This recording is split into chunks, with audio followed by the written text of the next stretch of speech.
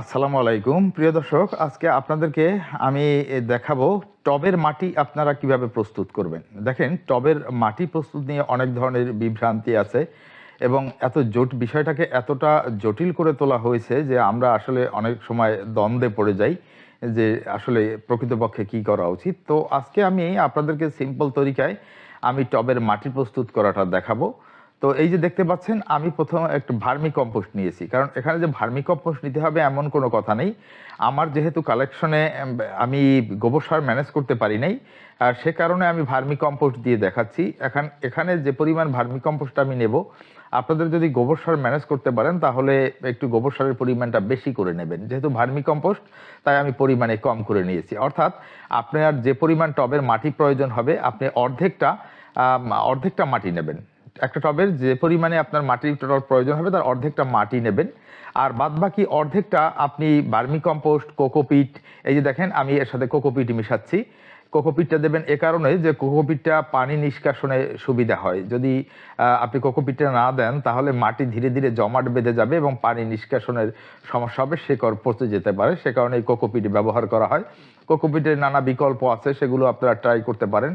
তো কোকোপিট আমি নিয়েছি এখানে, এবং সাথে আমি যেটা নেব, উপাদানগুলো আমি একে একে দেখিয়ে দিচ্ছি। এখন এই কোকোপিট এবং এই যে ভার্মি কম্পোস্ট এবং মাটিটা আমি ভালো করে মিশিয়ে নিচ্ছি।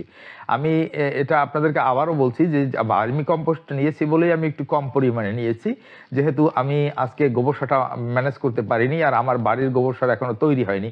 সে কারণে আমি ভার্মি কম্পোস্ট নিয়েছি। কিন্তু আপনারা যেটা করবেন সেটা হচ্ছে অর্ধেকটা আপনার মাটি নেবেন, বাদ বাকি অর্ধেকটা গোবর সার, কোকোপিট এবং হাড়ের গুঁড়া, এই তিনটা উপাদানের সংমিশ্রণে আপনারা পুরো মাটিটা তৈরি করবেন। অর্থাৎ 50% মাটি নেবেন। তো আমি এখানে 50% গোবর সার নিতে পারিনি এবং কোকোপিট নিতে পারিনি, যেহেতু গোবর সারটা আমার ম্যানেজ হয়নি, সে কারণে আমাকে ভার্মি কম্পোস্ট একটু কম দিতে হয়েছে। তো এটা আসলে এটা হচ্ছে খুব সহজ সরল রাখার চেষ্টা করবেন, জটিল করার প্রয়োজন নেই। এই যে হাড়ের গুঁড়োটা, এখন আমি হাড়ের গুঁড়ো দিয়ে দেবো। পরিমাণ মতো হাড়ের গুঁড়ো দেবেন। একটা টবের জন্য 50 গ্রাম হাড়ের গুঁড়ো যথেষ্ট, এর বেশি হাড়ের গুঁড়োর প্রয়োজন হয় না। পরিমাণ মতো আপনারা অনুমান করে, আর খুব বেশি দিতে যাবেন না হাড়ের গুঁড়োটা। টবের মাটিটা আপনারা সহজ সরলভাবে তৈরি করবেন, খুব বেশি জটিল করার কোনো প্রয়োজন নেই। আমাদের ইউটিউবের এমন এমন ভিডিও আছে যেতে নানা রকম বিষয় যুক্ত করার সঙ্গ তারা নিয়ে আসে। আসলে এত কিছু প্রয়োজন হয় বলে আমার মনে হয় না। তো আপনি সিম্পল রাখার চেষ্টা করবেন। আমি জাস্ট এখানে 4টা উপাদান দিয়ে কিন্তু আমার এই টবের মাটিটা আমি প্রস্তুত করছি। এখানে যে পরিমাণ মাটি প্রস্তুত করছি তা একটা টবের জন্য যথেষ্ট।